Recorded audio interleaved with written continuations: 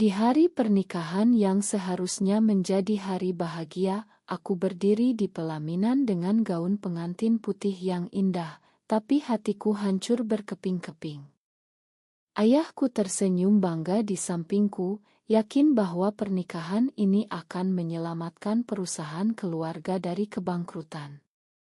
Tapi tiba-tiba pintu aula terbuka, dan dia muncul, Rani, wanita yang selama ini kusembunyikan sebagai cinta sejatiku, melangkah maju dengan percaya diri dan mengumumkan bahwa dia adalah pemegang saham terbesar perusahaan itu.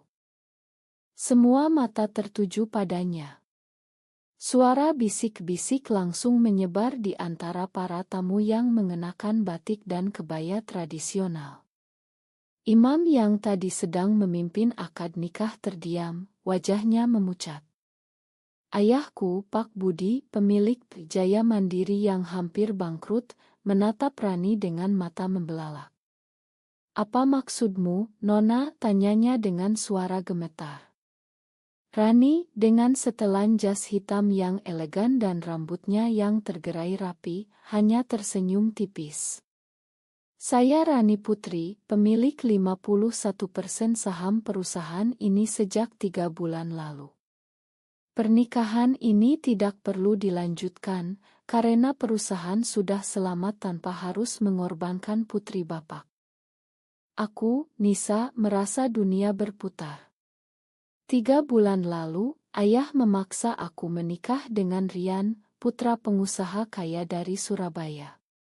Ini satu-satunya cara, Nisa," katanya waktu itu di ruang tamu rumah mewah kami di Jakarta Selatan. "Perusahaan kita terlilit utang bank. Kalau tidak merger dengan keluarga Rian, kita semua akan kehilangan segalanya. Kamu tahu, sebagai anak perempuan, tugasmu adalah menyelamatkan keluarga." Aku ingat betapa aku menangis di kamar malam itu, memeluk bantal sambil berdoa. Aku Muslim, dibesarkan dengan ajaran agama yang ketat. Ibu sering mengingatkan, homoseksualitas adalah dosa besar, nak. Allah tidak meridhoi hal seperti itu. Tapi hati ini tak bisa bohong. Rani adalah segalanya bagiku sejak kami bertemu di kampus dulu, 2 mahasiswi ekonomi yang saling jatuh cinta diam-diam. Kami bertemu lagi secara rahasia di sebuah kai kecil di kawasan Kemang. "Aku tidak bisa, Ran," kataku sambil menangis. "Ayah sakit kalau tahu. Ibu akan mengusirku. Bagaimana dengan agama kita?" Rani memegang tanganku erat. "Kita tidak salah, Nisa. Cinta ini murni. Tapi aku mengerti tekananmu. Aku akan bantu selamatkan perusahaanmu tanpa harus kamu nikah dengan pria itu." Aku tidak tahu saat itu, Rani sudah diam-diam membeli saham-saham dari para investor kecil yang putus asa. Dia kaya raya dari bisnis teknologi yang dia bangun sendiri di Bandung, tapi selalu menyembunyikannya dari keluargaku. Sekarang, di pelaminan ini, semuanya terbongkar. Rian, calon suamiku, berdiri kaku di sampingku. "Ini gila," gumamnya. Ibu menangis terseduh di kursi tamu, tangannya memegang tasbih. "Nisa, apa yang kamu lakukan? Ini aib besar bagi keluarga kita." Aku tidak bisa bicara. Hanya bisa menatap Rani yang kini berdiri di depan mimbar, suaranya tenang tapi tegas. "Saya lakukan ini bukan untuk menguasai perusahaan, tapi untuk memberi Nisa pilihan. Dia tidak harus mengorbankan hidupnya demi tradisi yang sudah usang." Kata-katanya seperti pisau yang menusuk hati semua orang. Tamu-tamu mulai berbisik tentang cinta sesama jenis dan dosa di mata Tuhan. Aku merasa lututku lemas. Apakah ini akhir dari segalanya? Atau baru permulaan dari badai yang lebih besar? Malam itu, setelah kekacauan di pelaminan, aku duduk sendirian di kamar hotel yang seharusnya menjadi kamar pengantin. Ponselku bergetar. Pesan dari Rani, aku menunggumu di lobi. Kita bicara. Aku turun dengan hati berdebar. Di lobi yang sepi, Rani memelukku erat. Makan aku membuat kejutan seperti ini. Tapi aku tidak tahan melihatmu menderita. Air mataku jatuh. Kamu tahu kan, Ran, keluargaku tidak akan pernah menerima kita. Agama, adat, semuanya melarang. Rani mengusap pipiku. Aku tahu. Tapi cinta kita bukan dosa, Nisa. Ini karunia. Kita harus hadapi bersama. Keesokan harinya, ayah memanggilku ke kantor perusahaan di Sudirman. Wajahnya pucat, tangannya gemetar memegang dokumen saham. Kamu tahu siapa wanita itu? Dia menghancurkan segalanya, bentaknya. Ibu duduk di samping, matanya sembab. Nisa, tobatlah. Ini ujian dari Allah. Nikahi Rian saja, lupakan kesalahanmu. Aku duduk di kursi, tanganku dingin. Ayah, ibu, aku mencintai Rani. Sudah lama. Aku tidak bisa bohong lagi. Kata-kataku seperti bom. Ayah berdiri marah. Kamu gila. Di Indonesia ini, orang seperti kalian dianggap abnormal. Tetangga, saudara, masjid semuanya akan membicarakan kita. Debat pun dimulai. Ayah memanggil ustadz dari masjid dekat rumah. Ustadz itu seorang pria paruh baya dengan jenggot rapi, duduk tenang di ruang tamu. Anakku, Al-Quran jelas melarang perbuatan kaum Nabi Lut ini itnah syaitan. Kembalilah ke jalan yang benar. Aku mendengarkan dengan hati teriris. Tapi di dalam, ada suara kecil yang bertanya, mengapa Tuhan memberi aku perasaan ini kalau memang salah? Ibu menangis lagi. Lihat, Nisa, bahkan Ustadz bilang begitu. Pikirkan masa depanmu, anak-anakmu nanti. Aku tidak jawab. Hanya bisa menunduk. Malam itu aku menelepon Rani. Aku takut, Ran. Semua orang bilang aku salah. Rani menjawab lembut. Kita bicara besok. Aku ada di kai biasa kita. Keesokan paginya aku menyelinap keluar rumah sebelum subuh. Di kai kecil itu, Rani sudah menunggu dengan 2 gelas kopi susu. Ceritakan semuanya, katanya sambil memegang tanganku di bawah meja. Aku menceritakan perdebatan dengan Ustadz, air mata ibu, amarah ayah.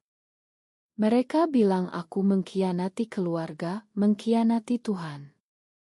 Rani menghela napas panjang. Aku juga Muslim, Nisa. Aku sholat, puasa, tapi aku tidak bisa menyangkal siapa diriku.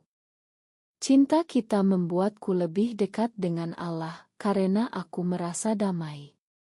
Kami duduk berjam-jam, berbicara tentang masa kecil kami di kota kecil Jawa, bagaimana kami menyembunyikan perasaan karena takut diusir dari sekolah atau keluarga. Sementara itu, di rumah, ayah tidak tinggal diam, dia mengumpulkan keluarga besar. Paman-paman dan bibi-bibi datang membawa nasihat tradisional. Kamu harus menikah dengan Rian, Nisa. Ini untuk nama baik keluarga, kata Bibi Siti sambil menggelengkan kepala. Di desa kami, orang seperti itu diasingkan. Aku merasa seperti terpojok. Tapi ada sepupu yang diam-diam mendekatiku. Aku tahu, Nis. Aku juga pernah punya teman seperti itu. Jangan paksa diri. Kata-katanya memberi sedikit kekuatan. Malam harinya, Rani datang ke rumah secara resmi. Ayah marah besar. Kamu berani datang ke sini setelah menghancurkan rencana kami. Rani berdiri tegak. Saya tidak menghancurkan, Pak. Saya menyelamatkan. Perusahaan sekarang aman. Nisa bebas memilih. Ibu menangis. Tapi bagaimana dengan agama? Bagaimana dengan masyarakat? Rani menjawab dengan tenang. Agama mengajarkan kasih sayang, Bu. Bukan kebencian. Masyarakat berubah, Indonesia juga berubah. Debat semakin panas. Ayah mengancam akan memutus hubungan. Kalau kamu pilih dia, kamu bukan anakku lagi. Aku menangis terseduh. Bagaimana memilih antara keluarga dan cinta? Hari-hari berikutnya penuh ketegangan. Aku pergi ke masjid sendirian, berdoa meminta petunjuk. Di sana aku bertemu teman lama yang kini menjadi pengajar agama. Nisa, Tuhan menciptakan kita dengan perasaan ini. Yang penting adalah bagaimana kita menjalaninya dengan penuh tanggung jawab, tanpa menyakiti orang lain. Kata-katanya seperti angin sejuk. Aku mulai membaca buku-buku tentang interpretasi agama yang lebih inklusi, meski tetap merasa bersalah. Rani mendukungku. Kami bertemu di taman kota setiap sore, berpegangan tangan diam-diam, kita akan lewati ini bersama, katanya. Tapi tekanan semakin berat. Media lokal mulai memberitakan skandal saham dan pernikahan batal di kalangan pengusaha Jakarta. Nama keluarga kami tercoreng. Ayah sakit, tekanan darahnya naik. Ibu memohon padaku. Kembalilah, nak. Pikirkan ayahmu. Aku merasa hancur. Setiap keputusan yang benar rasanya salah. Seminggu setelah kejadian di pelaminan, perusahaan mengadakan rapat pemegang saham. Rani duduk di kursi utama sebagai pemegang saham mayoritas. Aku hadir sebagai anak pemilik lama. Ayah duduk di pojok, wajahnya muram. Kita harus fokus pada masa depan, kata Rani dengan suara profesional. Tidak ada lagi merger paksa. Kita bangun bersama. Para direktur mengangguk setuju, tapi tatapan mereka ke arahku penuh curiga. Setelah rapat, ayah menarikku ke ruangannya. Kamu puas sekarang? Perusahaan selamat, tapi keluarga hancur. Aku tidak bisa jawab. Malam itu aku bertengkar hebat dengan ibu. Kamu egois, Nisa. Cuma mikir diri sendiri. Bagaimana dengan adikmu yang masih sekolah? Nama baik kita rusak. Aku menjawab dengan suara bergetar. Ibu, aku juga manusia. Aku berhak bahagia. Rani membuatku merasa hidup. Ibu menamparku pelan, air matanya jatuh. Itu bukan bahagia. Itu godaan. Aku lari ke kamar, menangis sampai pagi. Rani datang menjemputku keesokan hari. Kami pergi ke pantai Ancol, jauh dari hiruk-pikuk Jakarta. Di sana, di bawah pohon kelapa, kami berpelukan. Aku takut kehilangan semuanya, Ran, kataku. Rani mencium keningku. Kamu tidak kehilangan. Kamu hanya menemukan dirimu sendiri. Aku akan selalu di sini. Momen itu indah, tapi bayang-bayang keluarga tetap mengikuti. Kembali ke kota, tetangga mulai bergosip. Di Masjid Jumat, khotbah Ustadz menyindir penyimpangan moral di kalangan muda. Aku merasa ditunjuk. Teman-teman sekolah lama menelepon, ada yang mendukung, ada yang mengecam. Kamu harus tobat, Nis. Ini ujian. Aku mulai meragukan diri sendiri lagi. Apakah aku benar-benar egois? Ayah akhirnya sakit parah. Dokter bilang karena stres. Aku duduk di samping ranjang rumah sakit. Makan ayah, nak, katanya lemah. Aku hanya ingin yang terbaik untukmu. Aku memegang tangannya. Aku tahu, ya. Tapi terbaik untukku adalah Rani. Ayah menutup mata, tidak jawab. Ibu di luar ruangan menangis. Konflik semakin dalam. 2 bulan berlalu. Perusahaan mulai bangkit berkat kepemimpinan Rani. Tapi keluargaku semakin menjauh.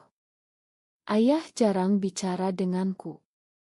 Ibu hanya mengirim pesan singkat tentang sholat dan tobat.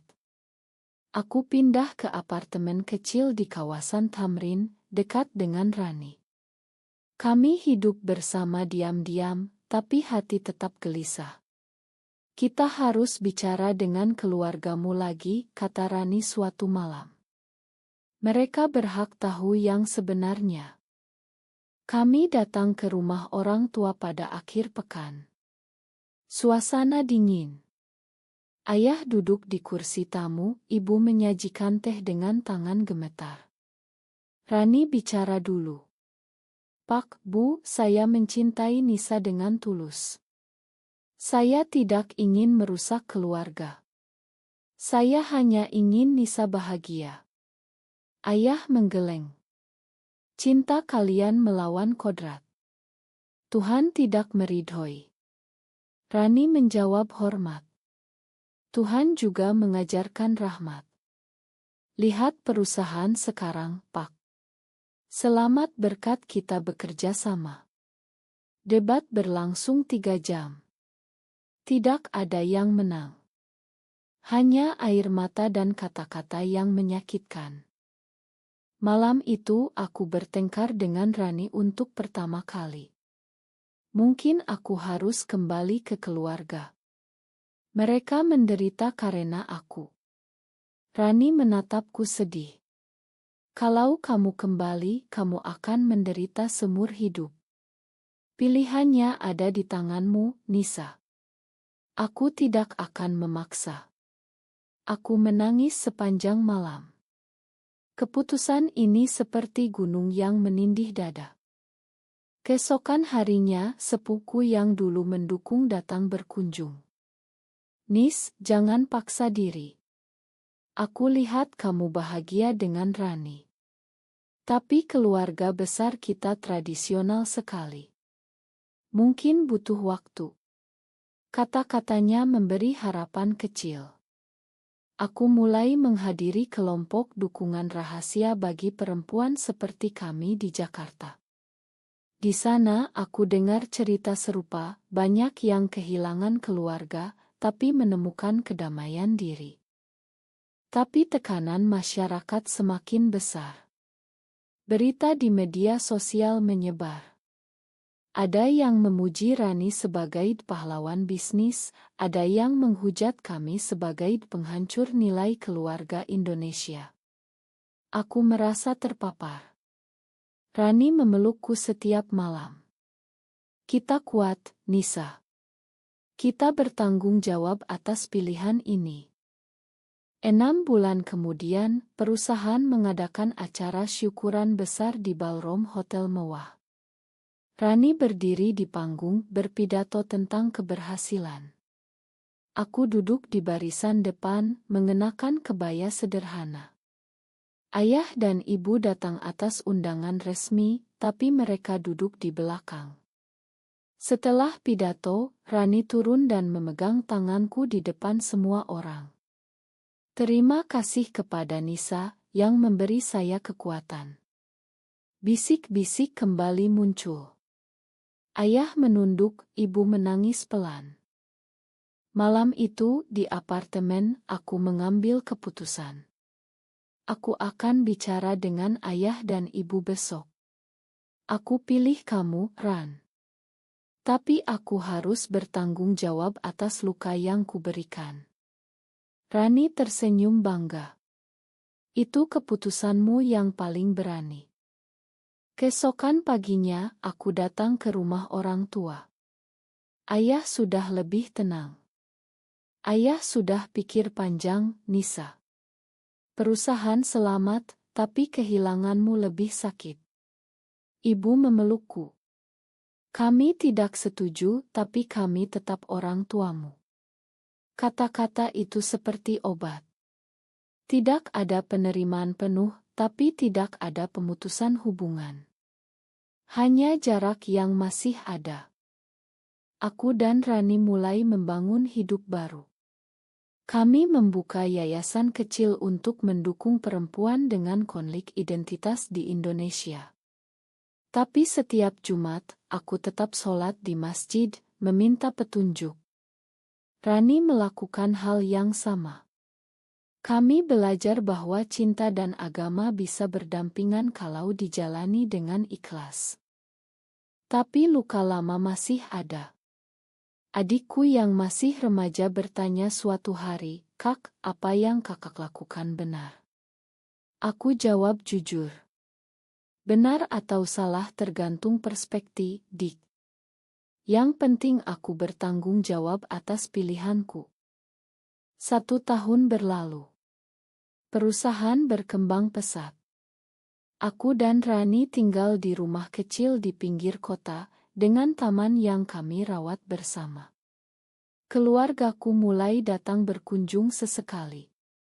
Ayah masih kaku, tapi dia tersenyum saat melihat perusahaan laporan keuangan. Ibu kadang mengirim makanan halal buatannya. Mungkin Tuhan punya jalan sendiri, katanya suatu kali. Suatu sore, di taman rumah, Rani memelukku dari belakang. "Kamu bahagia sekarang?" tanyanya. Aku mengangguk. Ya, meski dengan banyak kehilangan. Kami duduk di ayunan, menatap matahari terbenam. Cinta kami tetap kuat, meski badai agama, tradisi, dan masyarakat pernah hampir menghancurkannya. Aku belajar bahwa tidak ada keputusan sempurna. Setiap pilihan membawa luka dan pelajaran. Keluarga besar masih bergosip di belakang. Teman-teman lama ada yang menjauh. Tapi aku menemukan komunitas baru yang menerima. Dan yang terpenting, aku bertanggung jawab atas hidupku sendiri. Rani adalah bukti bahwa cinta sejati bisa tumbuh di tanah yang keras seperti Indonesia. Sekarang saat aku menulis ini, aku bertanya pada diriku sendiri setiap hari, apakah mengikuti hati nurani selalu benar, atau justru pilihan itu membawa kehancuran bagi orang-orang yang kita cintai?